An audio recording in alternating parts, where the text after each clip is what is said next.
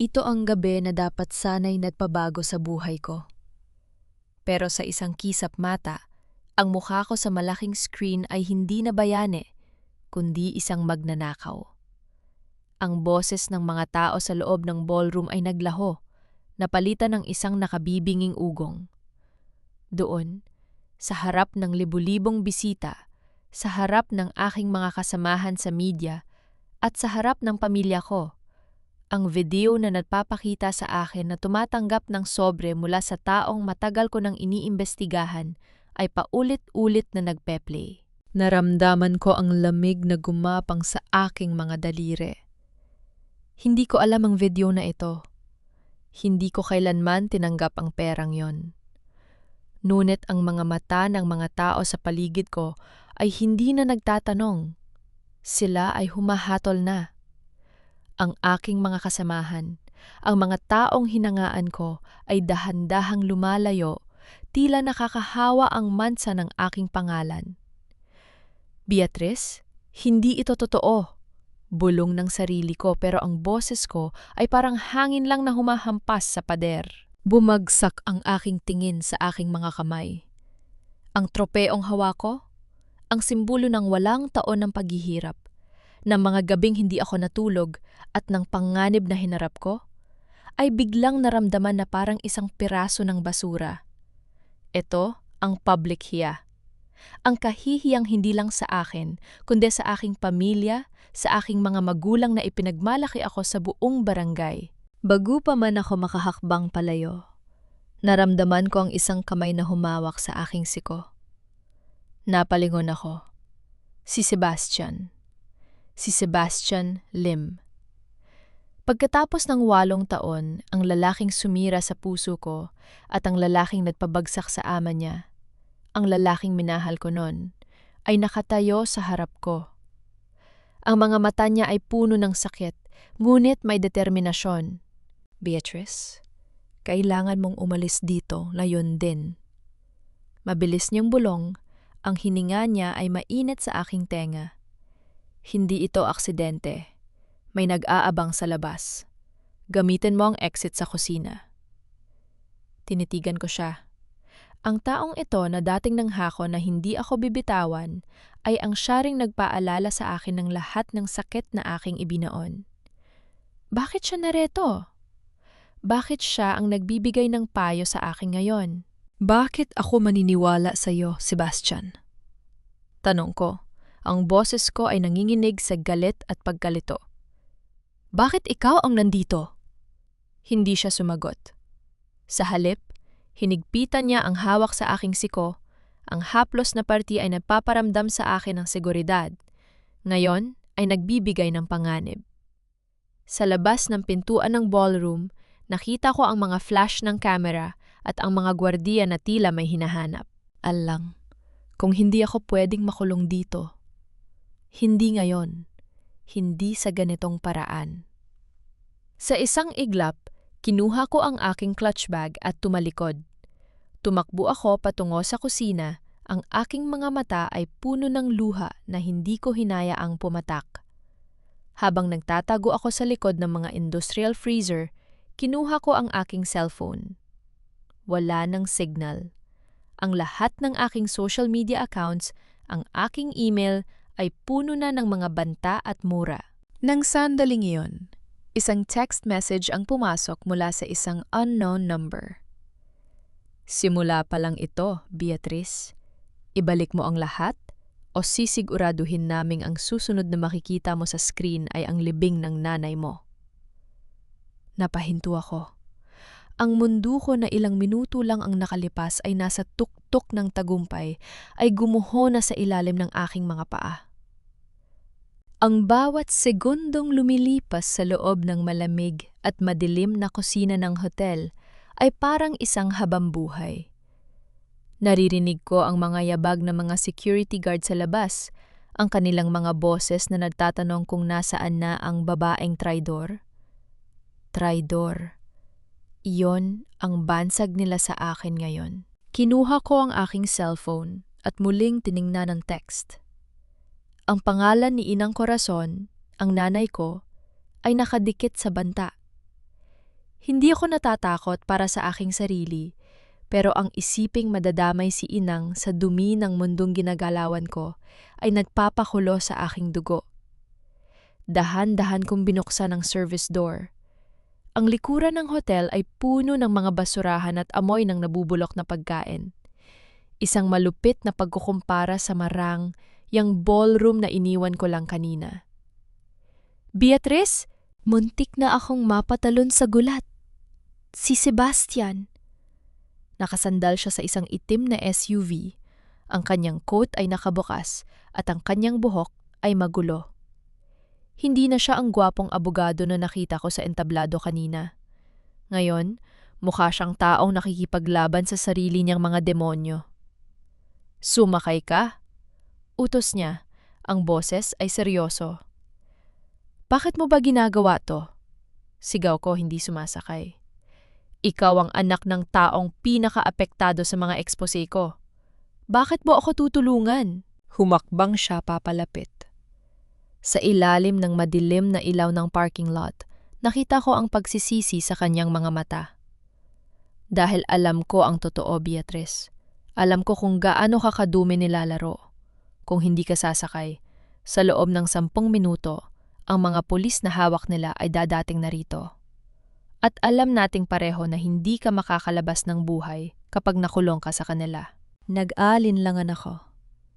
Ang utang na loob na nararamdaman ko sa kanya noon, ang mga alaala ng pagmamahalan namin 8 taon na ang nakalilipas, ay nagbabanggaan sa katotohanang siya ay isang lim. Ang mga lim ang sumira sa pangarap ko. Ngunit ang banta sa nanay ko ang nagtulak sa akin. Wala na akong ibang mapupuntahan. Sumakay ako sa passenger seat at sa isang mabilis na manyobra, pinaandar niya ang sasakyan papalayo sa hotel. Habang bumibiyahe kami sa gitna ng gabi sa EDSA, nanatili akong tahimik. Ang aking isipan ay naglalakbay pabalik sa aking mga dokumento sa laptop. Lahat ng ebidensya, lahat ng resibo, lahat ng pangalan, biglang nawala ang lahat. Ang aking account ay nahack, para kong tinanggalan ng boses. Saan tayo pupunta? Tanong ko. Ang aking boses ay reyna na nawala ng korona. Sa Bicol. Sagot niya nang hindi tumitingin sa akin. Doon ka ligtas. Alam ko ang bahay ng nanay mo doon. Hindi nila siya gagalawin hanggat nasa malayo ka. Bakit ka sigurado? Napahigpit ang hawak niya sa manibela. Dahil alam ko kung paano mag-isip ang tatay ko, Beatrice. At higit sa lahat, alam ko kung paano niya protektahan ang kanyang mga sekreto. Nilingon ko siya. Ang liwanag ng mga dumadaang poste ng kalsada ay nagbibigay ng anino sa kanyang mukha. Sa sandaling iyon napagtanto ko. Hindi ako sumakay sa sasakyan ng isagkakampi. Sumakay ako sa sasakyan ng taong may hawak ng susi sa lahat ng sagot at marahil sa taong may hawak din ng kutsilyong nakatarak sa likod ko. Pagdating namin sa labas ng Metro Manila, hindi na ako nakatiis. Iwan mo ako sa susunod na terminal ng bus. Hindi ko kailangan ng escort mo, Sebastian. Mas gusto ko pang mag-isa kaysa kasama ang isang taong hindi ko alam kung kailan ako ipagpapalit. Huminto siya sa gilid ng highway. Tumingin siya sa akin, matagal, na tila binabasa ang bawat hibla ng aking pagkatao. Beatrice, balang araw, maiintindihan mo rin kung bakit ako tumahimik noon. Pero sa ngayon, ang kailangan mo lang gawin ay mabuhay. Bumaba ako ng sasakyan. Ang hangin ng gabi ay malamig, pero mas malamig ang nararamdaman ko sa aking puso. Habang papalayo ang kanyang sasakyan, napagtanto ko. Ang pagtakas ko ay hindi lang pagtakas sa mga taong gustong pumatay sa akin. Ito ay pagtakas sa nakaraan na patuloy na humahabol. Kinuha ko ang aking telepono. Wala nang signal. Mag-isa na lang ako. At sa harap ko, ang madilim na kalsada patungong Bicol ay tila isang malaking palaisipan na kailangan kong lutasin o mamatay sa gitna ng daan. Ang pagdating sa Bicol ay hindi naging marangya. Wala ng mga flash ng camera, wala ng mga parangal. Ang tanging sumalubong sa akin ay ang maalat na amoy ng dagat at ang ingay ng mga kuliglig sa paligid ng maliit na bahay ni Inang sa probinsya. Pagkababa ko ng bus, ramdam ko ang pagod sa bawat kalamnan ng aking katawan. Ang dati kong buhay sa Manila, ang opisina, ang mga deadline, ang prestihyo, ay parang isang panaginip na lang na pilit kong kinalimutan sa loob ng mahabang biyahe. Pagpasok ko sa bahay, sinalubong ako ng isang mahinang ilaw mula sa kusina. Nakaupo si Inang Corazon sa harap ng isang maliit na mesa, may hawak na rosaryo. Pagkakita niya sa akin, tumayo siya ng mabilis, ang kanyang mga mata ay puno ng pag-aalala. "Beatrice? Anak?" Mahinang tawag niya. Hindi ko na napigilan. Niyakap ko siya ng mahigpit at doon, sa mga bisig ng babaeng nagpalaki sa akin sa hirap, tuluyan ang bumigay ang pader na itinayo ko. Umiyak ako. Umiyak ako para sa pangalan kong nadungisan, para sa husti yang ipinaglaban ko pero sa huli ay ako pa ang naging kriminal. "Inang, wala na akong balikan," hikbi ko. "Pinalayas nila ako. Sabi nila, tumanggap daw ako ng suhol." Hinaplos ni Inang ang buhok ko, ngunit napansin ko ang panging inig ng kanyang mga kamay. May kung ano sa mga mata niya na hindi ko maintindihan. Hindi lang awa, kundi takot.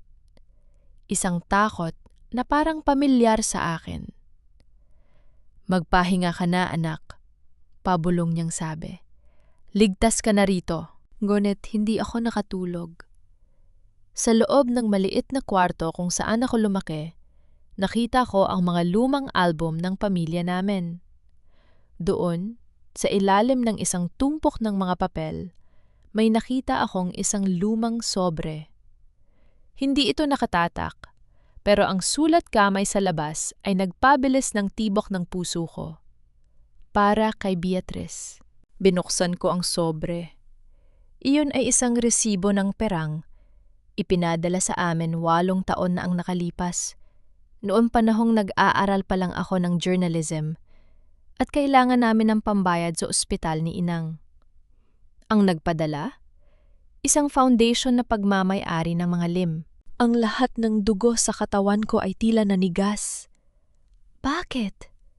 Bakit tumanggap ng tulong si Inang mula sa pamilya ng taong pilit kong pinabagsak noon? At ang mas masakit, ang petsa ng pagtanggap ng pera ay eksaktong 3 araw bago ako biglang pinatahimik ng aking editor sa unang malaking kaso ko. Larinig ko ang mahinang pagbukas ng pinto. Si Inang, nakatayo siya sa doorway, nakatingin sa hawak kong resibo. Hindi siya nagulat. Sa halip, tumulo ang luha niya. "Inang, ano to?" Tanong ko, ang boses ko ay halos pabulong na sa tindi ng sakit. "Bakit ninyo tinanggap ang pera nila? Dahil ba rito kaya ako pinatigil sa trabaho nun? Dahil ba rito kaya naging utang na loob natin ang katahimikan ko?" Hindi siya sumagot, pero ang kanyang katahimikan ay sapat na. Si Inang, ang taong itinuring kong moral compass sa buhay ko, ay naging bahagi ng pagkakagapos ko sa mga lim. "Hindi ko ginusto yon, Beatrice." Hikpi niya. "Pinagbantaan nila ang buhay mo. Sabi nila, kung hindi ako titigil sa pagpapadala ng impormasyon tungkol sa bawat galaw mo sa kanila, ikaw ang mawawala." Nagdilim ang paningin ko. Ang pagkakanulo ay hindi lang pala nanggaling sa labas. Galing pala ito sa loob mismo ng tahanan ko. Ang pagtakas ko patungong Bicol para magtago ay isa palang pagkakamali. Dinala ko ang sarili ko sa sentro ng lahat ng kasinungalingan. Biglang tumunog ang aking lumang cellphone. Ang device na dapat ay patay na. May bagong mensahe mula kay Sebastian. "Beatrice, alam kong nahanap mo na ang mga dokumento. Huwag kang gagawa ng aksyon nang hindi mo alam ang buong katotohanan. Hindi lang nanay mo ang may utang na loob sa kanila. Pati ako. Napaupo ako sa kama. Ang Bicol na akala ko ay santuwaryo ay isa na palang kulungan at si Sebastian, hindi siya ang tagapagligtas ko. Siya ang isa pang kadena sa aking mga paa. Everything. Ang hangin sa loob ng bahay ni Inang ay tila bumigat. Halos hindi na ako makahinga. Ang resibo sa aking kamay ay parang isang pirasong ebidensya ng pagtataksil. Hindi lang ni Inang, kundi ng buong mundo na binuo ko sa loob ng 8 taon. Tumayo ako at naglakad patungo sa bintana, tinitingnan ang dilim ng probinsya. Si Sebastian, bakit niya kailangan magpadala ng mensahe ngayon? Hindi lang nanay mo ang may utang na loob sa kanila, pati ako. Ano ang ibig niyang sabihin? Inang, tawag ko nang hindi lumingon. Ano pa ang hindi ko alam? May mga tao bang nagbabantay sa atin dito? Hindi sumagot si Inang, pero narinig ko ang mahinang paghikbi niya. Ang tunog na yon ay sumaksak sa puso ko. Sa gitna ng aking galit, nandoon pa rin ang pagmamahal. Si Inang ay hindi masamang tao. Siya ay isang inang natakot para sa kanyang anak. Pero ang takot na yon ang naging dahilan kung bakit ako naging bulag. Kinuha ko ang aking laptop. Kahit walang internet, binuksan ko ang huling file na nasave ko bago ako nahack sa Manila. Ito ay isang encrypted drive na itinago ko noon pa, ang aking insurance policy. Hindi ito nahanap ng mga hacker dahil offline ito. Dito ko natagpuan ang isang lumang litrato na nakatago sa folder ng personal. Litrato ito ng isang dinner party, 8 taon na ang nakalilipas. Sa background, makikita ang isang anino, isang lalaking nakasuot ng suit, nakatayo sa tabi ng tatay ni Sebastian. Ang lalaki ay may hawak na folder na may logo ng pahayagan kung saan ako nagtatrabaho noon. Ito ay si Sebastian. Mas malapit ko itong tiningnan. Ang petsa sa litrato ay 2 araw bago ang insidente kung saan pinatigil ako sa pag-iimbestiga sa mga lim. Ang ekspresyon ni Sebastian sa litrato ay hindi masaya. Siya ay tila nagmamakaawa. Inang, kilala mo ba ang lalaking ito? Itinuro ko ang screen. Dahan-dahang lumapit si Inang. Nang makita niya ang litrato, namutla siya. Siya ang pumunta rito noon, Beatrice. Si Sebastian. Sinabi niya sa akin na kung hindi ako tatanggap ng pera at kung hindi mo ititigil ang expose mo, hindi na nila kailangang pumatay. Ipapahiya ka na lang nila hanggang sa wala nang maniwala sa'yo. Nanginig ang buong katawan ko. Public hiya. Ang mismong tactic na ginamit nila sa akin sa ballroom kanina ay ang mismong banta na binitawan ni Sebastian 8 taon na ang nakalilipas. So, ginawa niya ang lahat ng ito para protektahan ako? Sigaw ko sa hangin. Pinili niyang sirain ang dangal ko para hindi ako mamatay? Anong klaseng pagmamahal yan? Biglang tumunog ang aking cellphone. Isang tawag. Mula sa unknown number. Sinagot ko ito nang may halong poot. Ano pa, Sebastian? Ano pa ang kailangan mo? Beatrice, makinig ka! Boses niya, pabulong pero diin na diin. Nasa Bicol ako. Nasa labas ako ng bahay niyo. Huwag kang lalabas. May mga taong nakasunod sa akin at hindi sila galing sa tatay ko. Iba ang nagpapatakbo sa kanila ngayon. Bakit ako maniniwala sa'yo? Alam ko na ang lahat. Alam ko na ikaw ang nagplano ng kahihiyan ko noon. Hindi ako ang nagplano noon, Beatrice. Ako ang pumigil sa kanila na patayin ka. Bago pa ako makasagot, isang malakas na tunog ng pagbasag ng bintana ang yumanig sa buong bahay. Kasunod nito ay ang ingay ng mga yabag na mabibigat na bota sa labas. Hindi lang sila 1 o 2. Inang, sa ilalim ng kama! Sigaw ko. Hinarap ko ang pinto. Alam ko, sa sandaling ito, ang pagtatago ko ay tapos na. Kung gusto nilang makuha ang ebidensya, Kailangan nila itong kunin sa bangkay ko. Pero habang nakahawak ako sa isang mabigat na prasko sa mesa, ang tanong na bumabagabag sa akin ay hindi kung sino ang mga taong ito, kundi hanggang saan ang pagtataksil ni Sebastian at hanggang saan ang totoo sa mga salita niya. Ang anino sa labas ay huminto sa tapat ng pinto. Ang hawakan ay dahan-dahang bumukas. Hindi ko hinintay na bumukas ang pinto. Bago pa man makapasok ang kung sino mang nasa labas, kinuha ko ang aking laptop at ang maliit na drive, sabay hilakay inang patungo sa likod na bahagi ng bahay kung saan may maliit na daanan patungo sa palayan. "Dito, inang! Bilisan mo!" bulong ko. Paglabas namin, narinig ko ang pagbagsak ng pinto sa harap. Mga boses na nagmumura. "Nasaan siya? Siguraduhin ninyong hindi siya makakaalis ng dala ang mga files." Dumaloy ang kaba sa aking dibdib, pero ang kaba ay napalitan ng isang malamig na determinasyon. Hindi ako papayag na mamatay nang hindi nalalaman ang buong katotohanan. Habang nagtatago kami sa matataas na damo sa gilid ng palayan, nakita ko ang isang anino na tumalon mula sa bintana ng bahay namin. Si Sebastian. Hindi siya pumasok para saktan kami. Hawak niya ang isang baril pero nakatutok ito sa hangin, tila naghahanap ng target. Nakasuot siya ng itim na jacket, basang-basa ng pawis. "Beatrice! Lumabas ka!" sigaw niya, pero hindi siya lumingon sa direksyon namin. "Alam kong nareto ka. Huwag mong ilabas ang drive na yan." Pinigil ko ang pag-iinga. Bakit niya gustong makuha ang drive? Para protektahan ako? O para tuluyan ng burahin ang lahat ng ebidensya laban sa mga lim? "Inang, manatili ka rito. Huwag kang iimik." Bilin ko kay inang na nanginginig na sa takot. Dahan-dahan akong gumapang palapit sa isang puno ng mangga. Ang aking puso ay parang tambol sa bilis. Habang nagmamasid ako, may isa pang lalaki ang lumabas mula sa bahay. Hindi siya taga-probinsya. Ang galaw niya ay propesyonal, isang hired gun. Nakita ko ang pagtutok niya ng baril kay Sebastian. "Sebastian, utos ng boss, tapusin mo na siya," sabi ng lalaki. Doon ako nabigla. Ang lalaking akala ko ay katuwang ko sa pagtatago ay pinagbabantaan din.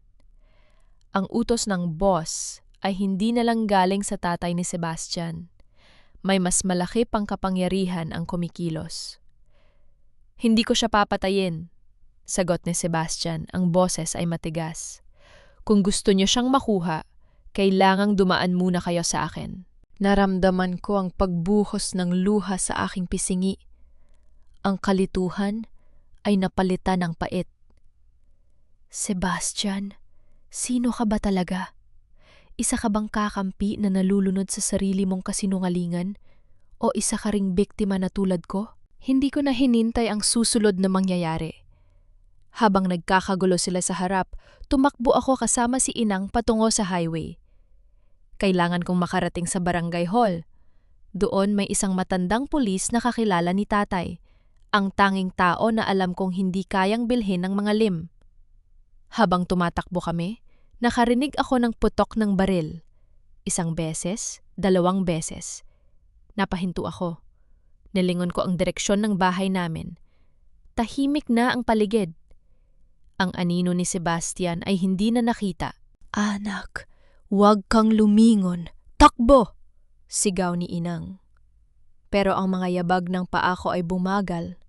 Isang bahagi ng puso ko, ang bahagi na walang taon kong pinilit na limutin, ay tila sumigaw sa sakit. Kung namatay si Sebastian dahil sa pagtatangka niyang protektahan ako, ang katotohanang hinahanap ko ay mawawala na kasama niya. Hindi ako pwedeng sumuko. Binuksan ko ang aking bag at hinawakan ng mahigpit ang laptop. Kung ito ang huling bagay na mayroon ako, gagamitin ko ito para ibunyag ang lahat. Sa ilalim ng liwanag ng buwan, habang ang mga humahabol sa amin ay hindi pa kami naabutan, isang desisyon ang nabuo sa isip ko. Hindi lang basta hustisya ang kailangan ko. Kailangan ko ng paghihigante. Hindi ko na siya ituturing na dating kasintahan. Mula ngayon, si Sebastian Lim, buhay man siya o patay, ay isa na lamang suspect sa malaking laro na sisiguraduhin kong matatapos na. Ang hangin sa loob ng barangay hall ay amoy luma at alikabok, pero para sa akin, ito ang amoy ng kaligtasan. Ang matandang pulis na si Mang Temyong ay nakatingin sa amin ng may halong gulat at pag-aalala. Sa mesa niya, nakalatag ang aking laptop. Beatrice, sigurado ka ba rito? Tanong ni Mang Temyong habang hawak ang isang lumang flash drive. Kapag pinindot mo ang upload, wala nang balikan. Ang mga taong kinalaban mo ay hindi lang basta politiko. Sila ang nagpapatakbo ng buong reyon. Tumingin ako sa labas ng bintana. Ang gabi ay tahimik, pero alam kong sa dilim may mga mata na nakabantay. Tumingin ako kay Inang na nakaupo sa sulok, mukhang matanda na biglang nanghina ng 10 taon. Mang Temyong, wala na kaming balikan simula pa lang noong gabi ng awards, sagot ko. Kung hindi ko ito gagawin, ang buhay namin ang kapalit. I-upload nyo na. Habang naghihintay na ma-upload ang mga file sa isang secure server ng isang kilalang news agency sa Manila, binuksan ko ang isang file na hindi ko pa nabubuksan noon. Ito ay isang video file na may petsang 8 taon ang nakalilipas. Pinindot ko ang play. Ang video ay kuha sa loob ng isang opisina. Ang opisina ng tatay ni Sebastian. Nakita ko ang isang bata pang Sebastian, nakaluhod sa harap ng kanyang ama, umiiyak. Tatay, huwag mo siyang sirain. Mahal ko si Beatrice. Pwede nating ayusin ang kaso nang hindi siya madadamay? Sumagot ang matandang Lim. Ang boses ay malamig na parang yelo. Pipiliin mo, Sebastian. Ang karir mo at ang pagligtas sa kapatid mong si Sofia mula sa kaso ng hit and run o ang babaeng yan. Kung hindi mo siya gagamitin para itumba ang kaso, si Sofia ang ipakukulong ko. Nanlaki ang mga mata ko. Ang dahilan kung bakit niya ako pinatigil, ang dahilan kung bakit niya ako pinagkanulo, ay para iligtas ang kapatid niyang si Sofia? Ang emosyonal na suntok ay tila mas masakit pa kaysa sa pisikal na banta. Hindi lang pala ako biktima ng politika. Biktima ako ng isang masakit na pagpipilian. Kung kailangan ko siyang saktan para mabuhay si Sofia, gagawin ko. Pabulong na sabi ni Sebastian sa video habang tumutulo ang luha niya. Ang buong silid ay tila naglaho. Ang galit na nararamdaman ko ay napalitan ng isang malalim na pagkaunawa. Si Sebastian ay hindi isang traidor na masaya sa ginawa niya. Siya ay isang lalaking durog na durog. Beatrice, upload complete, sabi ni Mang Temyong. Sa isang iglap, ang mga dokumento, ang resibo ng pera, ang ebidensya ng korupsyon, at ang video na ito ay kumalat na sa internet. Sa loob ng ilang minuto, ang pangalan ko na dati ay nakadikit sa salitang magnanakaw, ay nagsisimula ng makatanggap ng mga mensahe ng suporta. Ang mga tao ay nagsisimula ng magtanong, kung si Beatrice ang biktima, sino ang totoong magnanakaw? Pero hindi ako natuwa. Habang nakatingin ako sa screen, nakaramdam ako ng isang kakaibang bigat. Ang katotohanan ay lumabas na, pero ang pagkawasak ng buhay ni Sebastian ay susunod na. Ang paglalabas ko ng video na ito ay ang katapusan ng kanyang career, ng kanyang pangalan, at ng lahat ng itinayo niya.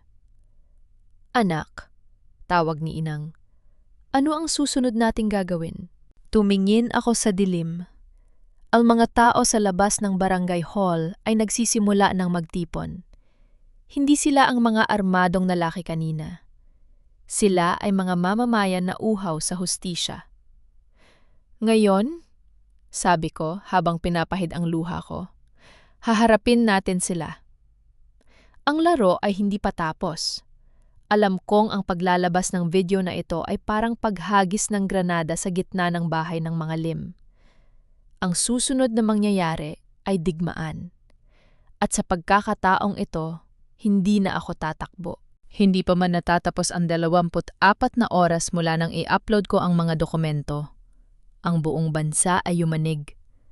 Ang mga balita ay puro ang mukha ni Sebastian at ang kanyang ama. Pero sa gitna ng kaguluhan, isang tawag ang pumasok sa aking telepno. Hindi ito galing sa kung sinong kaaway. Si Sebastian. "Buhay ka?" Bulong ko. Ang boses ko ay halo ng relief at matinding galit. "Napanood ko na," sagot niya. Ang boses niya ay Reyna na nawala ng lakas, pagod, basag, at puno ng pagsisisi. "Hindi ko akalaing ilalabas mo ang video na yon, Beatrice. Alam mong wawasakin niya ng lahat, pati ng kapatid ko." "Winasak niyo rin ako, Sebastian. 8 taon akong namuhay sa ilalim ng anino ng kasinungalingan niyo. Bakit? Bakit hindi mo sinabi sa akin noon na si Sofia ang may kasalanan?" "Dahil papatayin ka nila," sigaw niya. Ang boses ay puno ng desperasyon. "Hindi mo naiintindihan ang tatay ko. Sa mata niya, ikaw ay isang gamit na pwedeng itapon kapag hindi na kailangan. Pinili kitang saktan ng malayo para hindi ka nila mapatay ng malapitan." "Pero sinaktan mo rin ako. Ang mas masakit, mas pinili mo ang pamilya mo kaysa sa hustisya. Dahil mahal kita. At hanggang ngayon, mahal pa rin kita, Beatrice." Natahimik ako. Ang salitang mahal ay parang punyal na tumagos sa akin. Gusto kong maniwala, pero ang hirap. Ang hirap bumalik sa taong ang pagmamahal ay nakabalot sa pananakit. "Nasa Manila na ako," sabi niya. "Susuko na ako. Iibigay ko ang lahat ng ebidensya laban sa tatay ko. Lahat ng account books, lahat ng offshore accounts. Sapat na yon para makulong siya habang buhay. Pero kailangan kitang makita. Sa huling pagkakataon." "Bakit?" "Para tapusin na ang lahat." Nagkita kami sa isang abandonadong simbahan sa gilid ng Maynila. Malamig ang hangin at ang tanging ilaw ay nanggagaling sa mga kandilang nakasindi sa dambana. Nakita ko siya, ang lalaking minahal ko. Payat siya, may pasa sa mukha, at ang mga mata niya ay tila wala ng ningning. Lumapit siya sa akin, pero hindi siya humakbang ng malapit. "Ito ang lahat," sabi niya habang inilalagay ang isang folder sa bangko. "Ito ang magpapabagsak sa kanila. Kasama na ang confession ko. Ipakukulong ko ang sarili ko kung kailangan, basta makita lang kitang malaya." Tinitigan ko siya. Ang galit ko ay dahan-dahang napalitan ng pait. "Akala mo ba, kapag nakulong ang tatay mo tapos na ang lahat? Paano ang mga tao na nawala ng trabaho dahil sa mga ginawa niyo? Paano ako?" "Alam ko," sagot niya. Lumapit siya ng kaunti. "Hindi ako humihingi ng tawad dahil alam kong hindi sapat yon. Gusto ko lang malaman mo na hindi ako nagtanim ng galit sa'yo nang ilabas mo ang video. Sa totoo lang, Beatrice, natutuwa ako. Sa wakas, malaya ka na sa akin. Malaya ka na sa mga lim." Bago pa ako makasagot, narinig namin ang tunog ng mga sirena sa malayo. Hindi ko alam kung pulis ba ito o mga tauhan ng tatay niya. "Alis ka na," sabi ko. "Kung susuko ka, gawin mo na. Pero huwag kang aasa na pagkatapos nito, babalik tayo sa kung ano tayo noon." Ngumiti siya ng mapait. "Alam ko. Ang pagmamahal ko sa'yo ang naging kahinaan ko. Pero ito rin ang nagbigay sa akin ng lakas para gawin ang tama ngayon." Tumalikod siya at naglakad patungo sa labas ng simbahan. Pinanood ko siyang umalis. Sa bawat hakbang niya, pakiramdam ko ay may isang bahagi ng nakaraan ko na sumasama sa kanya. Traidor siya, oo. Pero sa gabing ito, sa harap ng dambana, nakita ko ang isang taong pagod na sa pagiging masama. At habang papalapit ang mga sirena, alam kong magsisimula na ang totoong laban. Ang laban para sa tunay na hustisya nang wala na siyang kinalaman sa buhay ko. Hindi pa man nakakalayo ang sasakyan ni Sebastian mula sa simbahan nang makatanggap ako ng isang tawag mula sa isang numero hindi ko rehistrado.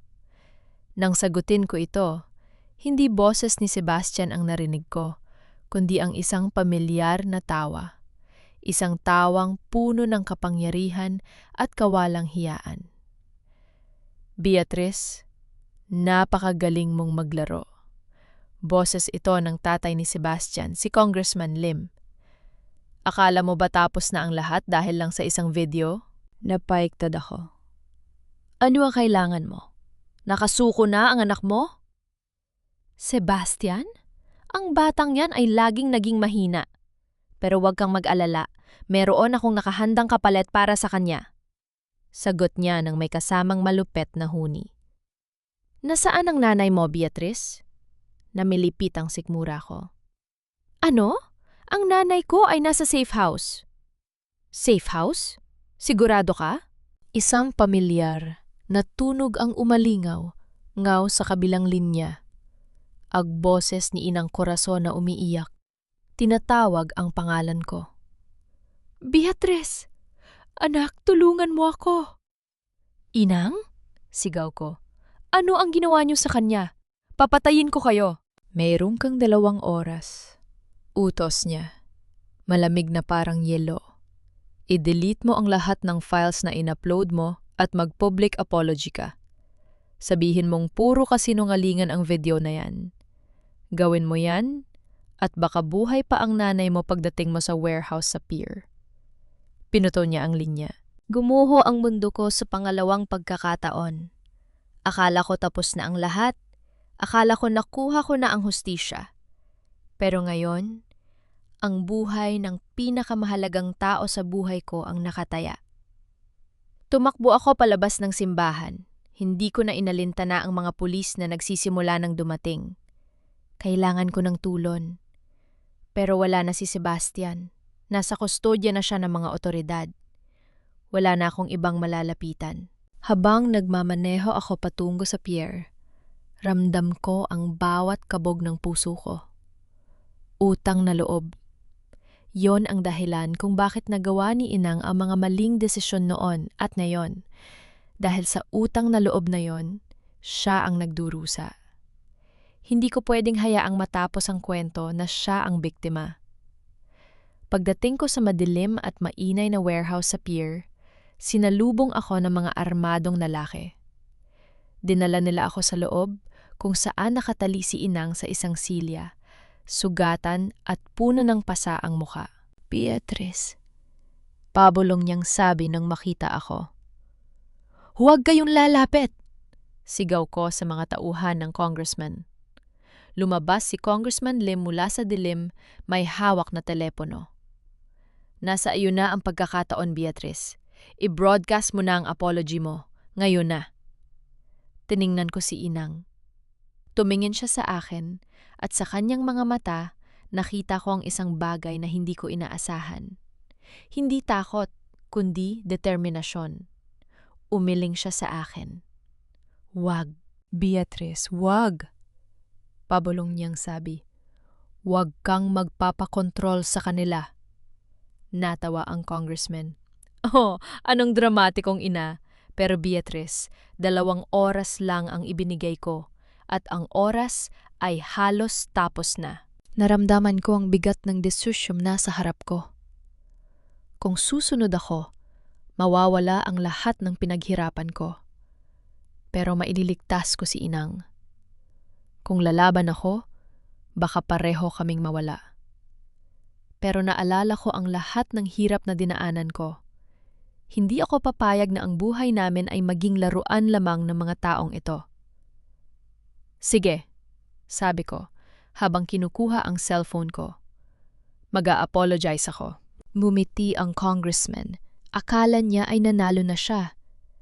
Pero habang kinukuha ko ang camera, nakita ko sa sulok ng warehouse ang isang bintana na bahagyang nakabukas. May anino ng isang tao sa labas. Si Sebastian? Hindi, mas malaki siya. Ang abogado na nakatrabaho ko noon Ang tanging tao na alam kong nagtatrabaho sa likod ng gobyerno para sa tunay na hustisya. Ang laban ay hindi pa tapos. Sa oras na ito, hindi lang ako basta biktima. Ako ay isang manlalaban. Habang nakatutok ang camera ng aking cellphone, ang bawat segundo ay parang isang habambuhay. Nakita ko ang ngisi sa mukha ni Congressman Lim. Akala niya, durog na ako. Beatrice, simulan mo na. Utos niya, sabay tutok ng baril sa sentido ni Inang. Huminga ako ng malalim, tinitigan ang lens ng camera. Pero sa halip na basahin ang script na ibinigay niya, binuksan ko ang live streaming sa aking social media page. Isang page na may milyon-milyong followers na ngayon. Sa lahat ng nanonood, panimula ko, ang boses ko ay matatag. Walang bakas ng pag-aalinlangan. Narito ako ngayon sa warehouse sa North Pier kasama si Congressman Lim. Nakatutok ang baril sa nanay ko para pilitin ako magsinungaling. Nanlaki ang mga mata ng congressman. I-off mo yan! Sigaw niya. Pero huli na. Ang live count ay mabilis na umaakyat. 10,000, 50,000, 100,000. Biglang bumukas ang pinto ng warehouse ng malakas. Hindi lang ang abogado ang dumating. Kasama niya ang mga opisyal ng National Bureau of Investigation, NBI, at mga media crew na inalertuhan ko bago pa ako pumasok. "Huwag kayong gagalaw!" Sigaw ng mga pulis. Sa gitna ng kaguluhan, nakita ko si Sebastian.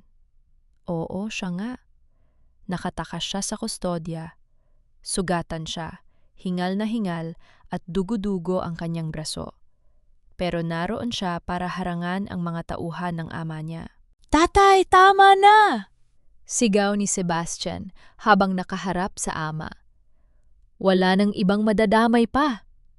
"Wala kang kwentang anak!" Galit na sigaw ng congressman, sabay tutok ng baril kay Sebastian. Sa isang iglap, tumalong si Sebastian para agawin ang baril. Nagkaroon ng isang malakas na putok. Bang! Tumahimik ang buong warehouse. Nakita ko si Sebastian na unti-unting bumagsak sa sahig, habang ang ama niya ay nananatiling nakatayo, hindi makapaniwala sa nagawa niya sa sariling dugo. "Sebastian!" Sigaw ko, sabay takbo patungo sa kanya. Hindi ko na inalintana ang mga baril sa paligid. Binitawan ko ang cellphone at kinalas ang gapos ni Inang. Nang makalapit ako, nakahiga si Sebastian sa malamig na semento. Ang kanyang puting kamisyeta ay mabilis na nagkukulay pula. Ang mga mata niya ay dahan-dahang naghahanap sa akin.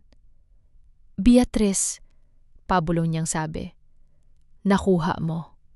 Ang hustisya mo." "Bakit mo ginawa to?" Iyak ko habang pinipilit pigilan ang pagdurugo ng kanyang sugat gamit ang aking scarf. Sabi ko, "Maging ligtas ka. Bakit ka pumunta rito?" "Dahil ito ang tanging paraan para mabura ang utang ko," sagot niya ng nahihirapan. Ngayon, wala na akong utang na loob sa kanya. Malaya na. Tayong pareho. Ang mga pulis ay mabilis na pinalibutan ang congressman, na ngayon ay wala na ring nagawa, kundi ang tumingin sa kanyang anak na nakabulagta. Ang kanyang kapangyarihan, ang kanyang impluwensya, ay naglaho sa isang putok ng baril. Habang inilabas si Sebastian ng mga paramedic, hinawakan niya ang kamay ko. Ramdam ko ang unti-unting paglamig ng kanyang balat. "Beatrice, wag mo na akong hintayin," sabi niya sa mahinang boses. "Magpatuloy ka. Isulat mo ang katotohanan." Naiwan akong nakatayo sa gitna ng warehouse habang unti-unting lumalabas ang mga anino ng kasinungalingan. Napanalo ko ang laban. Nakuha ko ang hustisya. Pero bakit pakiramdam ko sa gitna ng tagumpay na ito, may isang bahagi ng puso ko ang nawala rin? Si Sebastian ay hindi na lang isang tao mula sa nakaraan. Siya ang lalaking nag-alay ng buhay para sa isang babaeng winasak niya. At sa huli, ang lalaking nagligtas sa akin mula sa sarili kong galit. Ang mga sumunod na araw ay parang isang malabong panaginip. Ang bansa ay hindi tumigil sa pag-uusap tungkol sa nangyari sa warehouse. Ang balita tungkol sa pag-aresto kay Congressman Lim at ang pagbubunyag sa lahat ng kanyang mga anoma ay nasa bawat front page ng pahayagan. Nasa loob ako ng ospital, nakaupo sa tabi ng kama ni Sebastian. 3 araw na siyang walang malay. Ang mga doktor ay hindi makapagbigay ng sigurado kung kailan siya magigising. Pero ang tanging mahalaga ay humihinga pa rin siya. Ang bawat pagtaas at pagbaba ng kanyang dibdib ay isang paalala na hindi pa tapos ang kanyang kwento. Pumasok si Inang sa kwarto, may dalang mainit na kape. "Anak, kumain ka na? Ilang araw ka na hindi natutulog ng maayos dito." Tumingin ako kay Inang. Ang dating takot na nakikita ko sa kanyang mga mata ay napalitan na ng kapayapaan. "Inang, sa tingin mo ba, eto na ang katapusan ng lahat?" Hinawakan niya ang kamay ko. "Ang hustisya ay hindi lamang isang pagtatapos, Beatrice. Ito ay isang panibagong simula. Ang mga taong gumawa ng masama ay haharap sa batas, pero ikaw, kailangan mong harapin ang sarili mong buhay." Maya-maya, may pumasok na isang abogado. Ang parehong abogado na tumulong sa akin sa warehouse. "Beatrice, kailangan nating maghanda para sa mga hearings. Ang testimonya mo ang magiging sentro ng kaso laban sa mga Lim. Handa ka na bang harapin sila sa korte?" Tumingin ako kay Sebastian pagkatapos ay sa abogado. "Handa na ako. Hindi lang para sa akin, kundi para sa lahat ng mga taong ginamit at sinira nila." Ang mga sumunod na linggo ay punong-puno ng pagharap sa korte. Ibang-ibang pakiramdam ng tumayo sa harap ng judge kaysa sa pagiging biktima sa social media. Dito, ang bawat salita ay may bigat. Hinarap ko ang tatay ni Sebastian. Nakita ko ang put sa kanyang mga mata, pero hindi ako natinag. Sa bawat tanong ng fiscal, sinagot ko ito ng may katapatan at tapang. Dinala ko ang mga ebidensya, ang mga resibo at ang video confession. Ang bawat piraso ng kasinungalingan na binuo nila sa loob ng maraming taon ay dahan-dahang giniba ng katotohanan. Ang kanilang imperyo ay gumuho nang hindi dahil sa dahas, kundi dahil sa isang babaeng nagdesisyong hindi naman nahimik. Sa huling araw ng pagdinig, habang lumalabas ako ng courthouse, sinalubong ako ng mga tao. May mga nag-aabang na biktima ng korupsyon ng mga Lim. Ang ilan ay umiiyak, ang ilan ay nagpapasalamat. "Salamat, Beatrice. Salamat dahil hindi ka sumuko," sabi ng isang matandang babae na nawala ng lupa dahil sa mga Lim. Doon ko napagtanto, ang hiyang, kahihiyan na ipinatikim nila sa akin nung gabi ng awards ay naging sandata ko para gisingin ang bayan. Ang pagkakahiya ko ay naging kapangyarihan ng marami. Pagbalik ko sa ospital, nakita ko ang isang nurse na nagmamadaling lumabas mula sa kwarto ni Sebastian. "Miss Aquino! Miss Aquino!" tawag niya. Mabilis akong tumakbo patungo sa kwarto. Pagbukas ko ng pinto, nakita ko si Sebastian, nakaupo. Bagamat mahina, nakatingin sa labas ng bintana. Ang mga mata niya, na dating puno ng lungkot, ay ngayon ay may kaunting ningning na. Dahan-dahan siyang lumingon. "Beatrice?" Ang boses niya ay paos, pero narinig ko. Hindi ako makapagsalita. Ang tanging nagawa ko ay ang lumapit at huminto sa harap niya. Ang laban ay nanalo na kami. Ang mga kasalanan ay inilantad na, pero habang nakatingin ako sa kanya, alam ko na ang susunod na kabanata ay hindi na tungkol sa paghihigante. Ito ay tungkol sa kung paano kami matututong magpatawad sa iba at sa ating sarili. Ang araw ng hatol ay hindi maingay. Walang mga flash ng kamera sa loob ng courtroom. Tanging ang tunog lamang ng paghampas ng martil, yun ang hukom, na tila humahati sa dalawang mundo. Ang mundo ng nakaraan na puno ng kasinungalingan at ang mundo ng hinaharap na nakabatay sa katotohanan. Guilty, ang isang salitang binitawan ng hukom ay sapat na para burahin ang dekada ng kapangyarihan ng mga Lim. Nakatayo ako sa labas ng courtroom habang pinapanood silang ilabas si Congressman Lim, nakapusas at nakayuko. Wala na ang ngise, wala na ang kayabangan. Ang taong dating nagdidikta ng kapalaran ng marami ay isa na lamang bilanggo sa sarili niyang mga krimen. Naramdaman ko ang isang kamay sa aking balikat, si Sebastian. Nakatayo siya sa tabi ko, mahina pa rin ang pangangatawan, nakasuot ng simpleng damit, ngunit ang kanyang tindig ay may bagong kahulugan. Hindi na siya ang taong nakatali sa mga desisyon ng kanyang ama. Tapos na, Beatrice, mahina niyang sabi. Tumingin ako sa kanya. Tapos na para sa kanila. Pero para sa atin, tumahimik siya. Ang hangin sa labas ng korte ay sariwa, malayo, sa masalimuot na amoy ng korupsyon na bumalot sa amin ng matagal na panahon. Hindi ko inaasahan na babalik tayo sa dati, dagdag niya. Alam ko kung ano ang nawala sa'yo dahil sa akin. Ang dangal mo, ang mga taon mo, hindi ko na maibabalik yon. Alam mo, sagot ko habang pinagmamasdan ng langit. Nung una, akala ko ang hustisya ay ang pagpapakulong sa kanila. Akala ko ang paghihiganti ang tanging lunas sa sakit na nararamdaman ko. Pero nung nakita kong nakaposas na sila, hindi pala yun ang nagpagaan ng loob ko. Tumingin siya sa akin, naghihintay ng susunod kong sasabihin. Ang nakapagpagaan sa loob ko ay ang katotohanang nakayanan ko ang lahat ng hindi ako nawawala sa sarili ko. Patuloy ko. Sebastian, pinatawad na kita.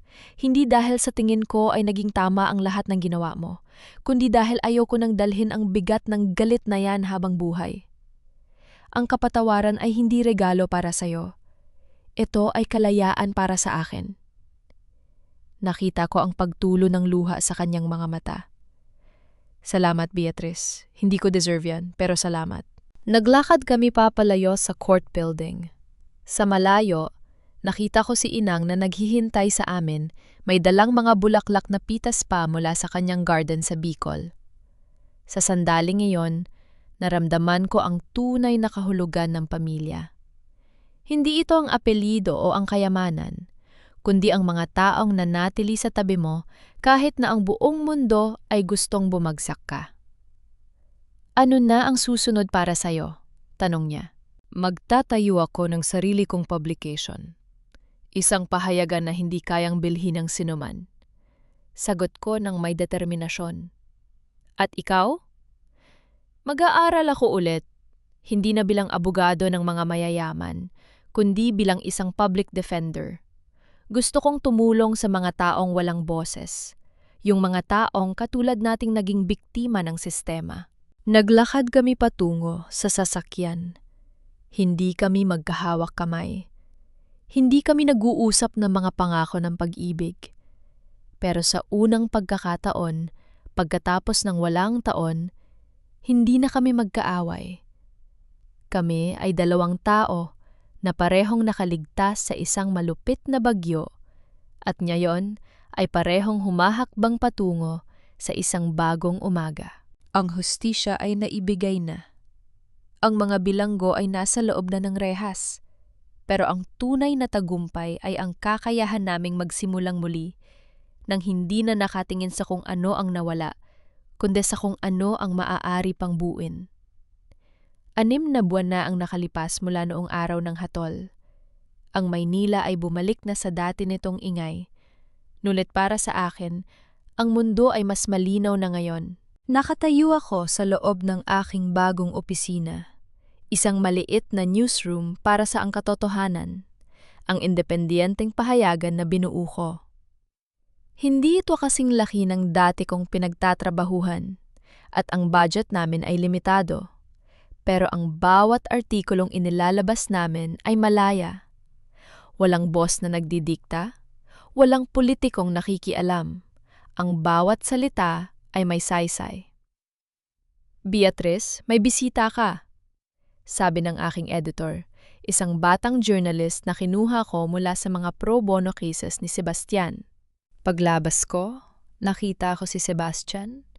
Hindi na siya nakasuot ng mamahaling suit. Naka-jeans lang siya at t-shirt. May dalang folder ng mga kaso na kailangang niyang tulungan sa Public Attorney's Office. Mukha siyang mas magaan. Walang bigat ng apelidong Lim na nakabalikat sa kanya. Nabalitaan ko ang article mo tungkol sa mga batang lansangan. Bungad niya, may bahagyang ngiti sa kanyang mga labi. Matapang, gaya ng dati. Numiti ako. Natutunan ko lang sa taong hindi sumuko sa laban. Natahimik kami sandali. Ang aming pagkikita ay naging regular na bahagi na ng aming linggo. Hindi bilang magkasintahan, kundi bilang mga kaibigang parehong naglalakbay sa daan ng paghilom. Minsan, kumakain kami sa labas, nag-uusap tungkol sa trabaho, o kaya ay nagtatawanan sa mga simpleng bagay na noon ay hindi namin nagawa.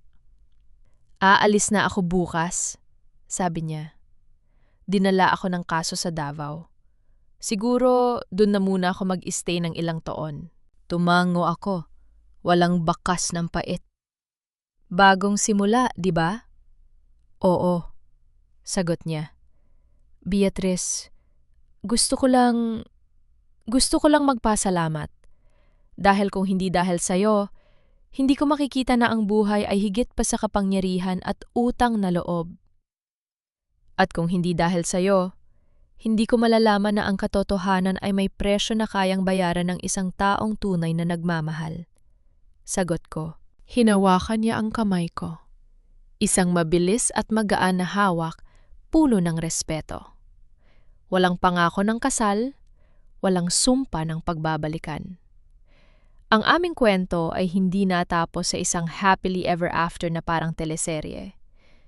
Natapos ito sa isang pagtanggap, na minsan, ang pag-ibig ay hindi sapat para itama ang mali at ang pagpapatawad ay hindi laging nangangahulugan ng pagbabalik sa dati. Nang umalis siya, pinanood ko ang kanyang sasakyan hanggang sa mawala ito sa paningin ko. Hindi ako lumuha. Sa halip, huminga ako ng malalim.